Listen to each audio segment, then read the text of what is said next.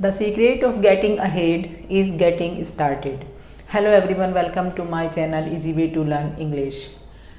Today we will see how to convert active voice into passive voice in case of modal verb. I have already made 7 videos for active and passive voice.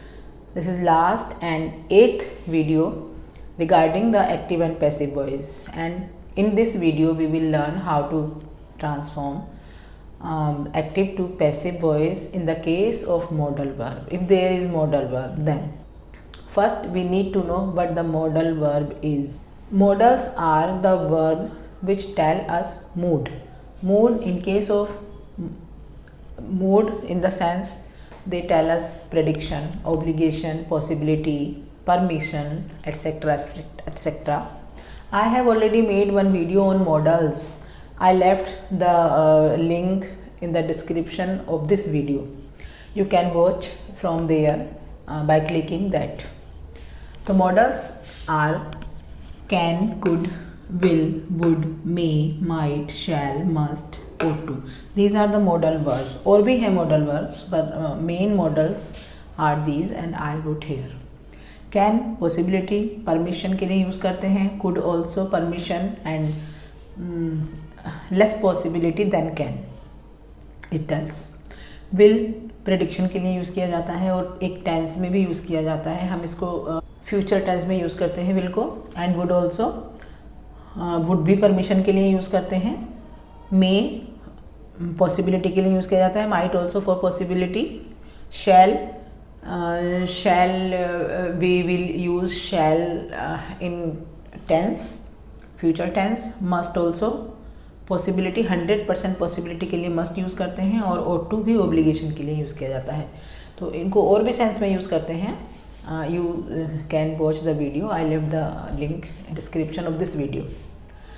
Now first we see the structure of active voice in case of modal verb.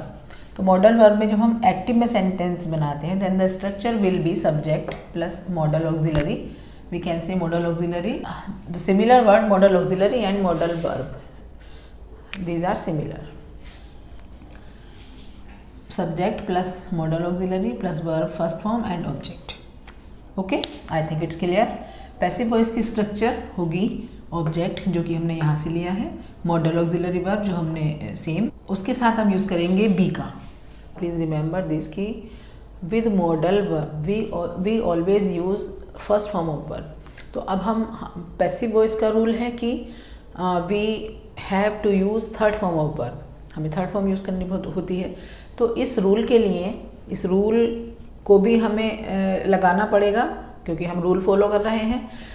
तो हम लेकिन हम modal verb के साथ नहीं लगा सकते और हमें यहाँ पर जो ऑब्जेक्ट आएगा, जो यहाँ का सब्जेक्ट है, जो यहाँ का ऑब्जेक्ट है, वो जब यहाँ सब्जेक्ट बनकर आएगा तो वो तो पैसिव होगा ना, वो तो कुछ भी नहीं करेगा. It's not doer. इसलिए हमें बी का यूज़ करना पड़ेगा उसको पैसिव शो करने के लिए और वर्ब की थर्ड फॉर्म भी हमें यूज़ करनी होती है. तो object plus modal auxiliary verb plus be and verb की third form and subject. I think it is clear. We are clear with it. First sentence is our team can win the match. Our team can win the match. हमारी team match जीत सकती है. तो what is this? This is possibility. हम अपनी possibility बता रहे हैं. Sentence हमें possibility बता रहा है. हम अपना गेस कर रहे हैं कि पॉसिबल है कि मैच जीत सकती है हमारी टीम. It's possible. अब हम कैसे बनाएंगे पैसिव? द मैच इसमें ऑब्जेक्ट है, इसको सब्जेक्ट बना लेंगे. The match can as it is आ जाएगा. हमें क्या यूज़ करना है? Be only. बी और वर्ब की third form won. Win, won and won. This is won, not won. This is won. The match can be won by our team. This is object जो कि यहाँ पर था और सब्जेक्ट और अब यहाँ पर बन गया है object. Next sentence is the cat may drink the milk. तो ऑब्जेक्ट होगा यहाँ पर द मिल्क. बिल्ली क्या पी सकती है? कैट मिल्क पी सकती है. मिल्क किसके द्वारा पिया जा सकता है? कैट के द्वारा. तो by the cat. The milk may be drunk. Drink, drank, drunk. DRINK drink, DRANK drank second form, DRUNK drunk third form. So we use here third form. The milk may be drunk by the cat. I might win the prize. मैं match जीत सकता हूँ या मैं match जीतूंगा. तो the prize object है, हम यहाँ subject बना देंगे. द प्राइज माइट बी, फिर विन की third form one by me. Next sentence is you must send a reply. Must का मतलब ज़रूर, तुम्हें जो रिप्लाई था ज़रूर भेजना चाहिए. तो a reply, this is object and here it will be subject. A reply must be sent by you. तुम्हारे द्वारा रिप्लाई ज़रूर भेजा जाना चाहिए. Daksh could drive the car on steep hills. Steep hills का मतलब होता है ढलान बहुत ज़्यादा होता है. द कार, हमने यहाँ ऑब्जेक्ट लिया है the car. The car he object आएगा. स्टीप हिल क्यों नहीं आएगा ऑब्जेक्ट, पता है आपको? प्लीज़ रिमेंबर, स्टीप हिल्स इसलिए नहीं आएगा because before steep hills there is a preposition. Daksh का ऑब्जेक्ट हम बनाएंगे जिस पर दक्ष का इफेक्ट होगा.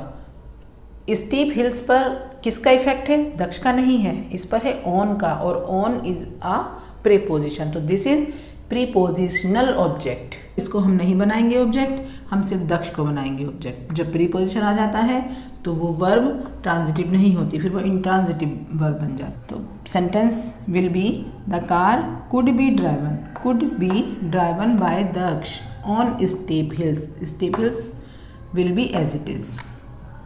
You should learn a chapter. A chapter object बन जाएगा, ऑब्जेक्ट है सब्जेक्ट बन जाएगा. A chapter should be learned daily by you. ठीक है ना, डेली आ जाएगा by you. किसके द्वारा सब्जेक्ट चैप्टर लर्न करना चाहिए? तुम के द्वारा, you के द्वारा, तो by you. Next sentence is we can not take up this work now. The object will be this work. We can take this work as an object. This work cannot be taken up now. This work cannot be taken up now by us. We can also write by us. It's optional. हम लगा भी सकते हैं और नहीं भी लगा सकते हैं. We will write cannot without space. This is one word, cannot. This work cannot be taken up now by us. A doctor should see him. तो the object is him.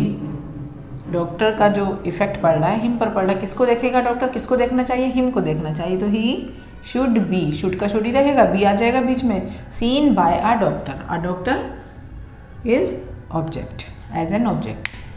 We must finish the work soon. तो object is the work and it will become here as a subject. The work must be finished soon.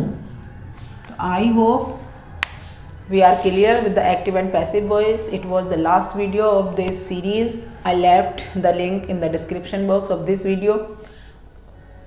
All videos you can find there in the description box of this video. Or this is also an important video. Modals, this is the last video but not least. This is also equal important. Okay, now let's see the proverb of today. Today's proverb is an apple never falls far from tree. An apple never falls far from tree means जैसा बाप वैसा बेटा. तो जो बाप में qualities होंगी वो बेटे में भी ज़रूर आएंगी. तो इट इज़ ट्रू, जैसा बाप वैसा बेटा, वैसा ही होगा ना, पड़ोसी जैसा तो नहीं होगा ना. तो एंड इसका literary meaning an apple never falls, कि एक पेड़ से जब एप्पल गिरता है तो वो ज़्यादा दूर नहीं गिरेगा, आसपास ही रहेगा ना, ट्री के तो आसपास ही रहेगा. तो जैसा बाप वैसा बेटा. Okay, that's all for now. If you find this video useful, then please subscribe to the channel and do like the video. I will be back soon with the new content. Bye.